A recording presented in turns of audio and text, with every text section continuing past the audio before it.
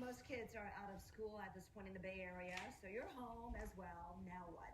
We want to help you through this unique time by keeping your kids busy and engaged. We'll bring you daily ideas on what you can do here on Midday Live.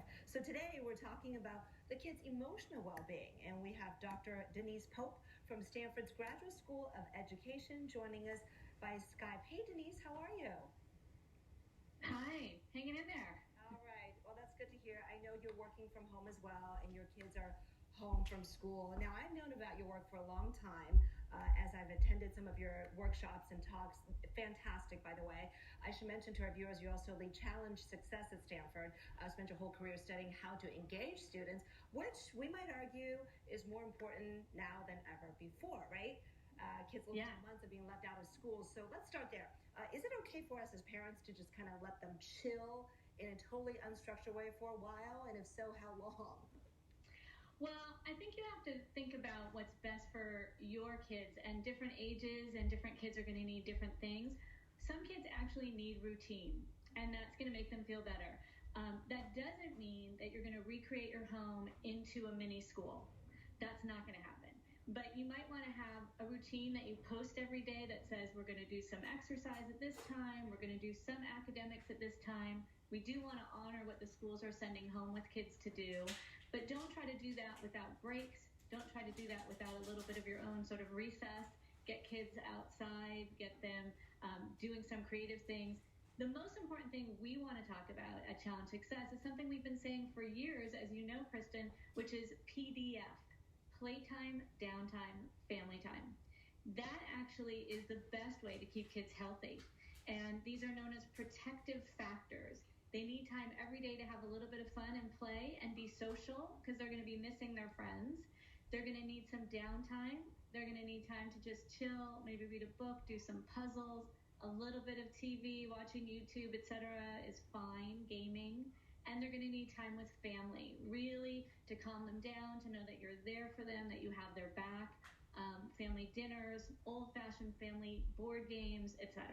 Yeah, we got our jigsaw puzzles out, right? We did some sticker art yesterday. And ironically, I find myself actually encouraging my son now to play Fortnite, which I've always fought. But he says, hey, my friends are all on it. That's actually not a bad idea right now, right? It's not a bad idea. Let's let them do things where they are social. They're going to be missing their friends. I'm missing my friends, right? They're going to want to do things that are not just academics all day long. This is a really important time to let them have a little space. Let your teenagers sleep in. Make sure kids are getting enough sleep, catching up on some of the things that they've been letting go here or there. And I want to put in a plug for chores. This is a great time to teach them how to do the laundry or how to cook a meal. Maybe they can learn how to cook their favorite meal and then look up some nutritional guidelines around it. But everybody needs to take a step back and say, it's okay for the time being to not do academics 24/7. All right, but let's talk a little about academics, Denise, which is my kids are about to start remote learning. Their schools are offering that. But let's say your school doesn't, right? Some schools might send out packets to do. No matter what, they're going to have tons of time on their hands. So how do you give them some learning opportunities at home? One of the things that we have been saying, again, all along in schools, and now this time is no different, is to allow students voice and choice over their learning. There are things that they're excited about that they've never had the time to explore. This is the time to do it. They're interested in NASA. NASA has a great website up to explore. They're interested in how chocolate is made. Let's let them go crazy and do that, right? If you have the capability for internet access, museums are putting things online. I just read that the Monterey Bay Aquarium has a live feed. Kids can look up and see those animals and then research their favorite one. This is the time to really give them some choice, but encourage some deeper exploration and research skills that will be great when they come back to school live. So you're saying broaden the definition of learning, right? It doesn't have to be reading, math, arithmetic. It can be about the world around them, things like that.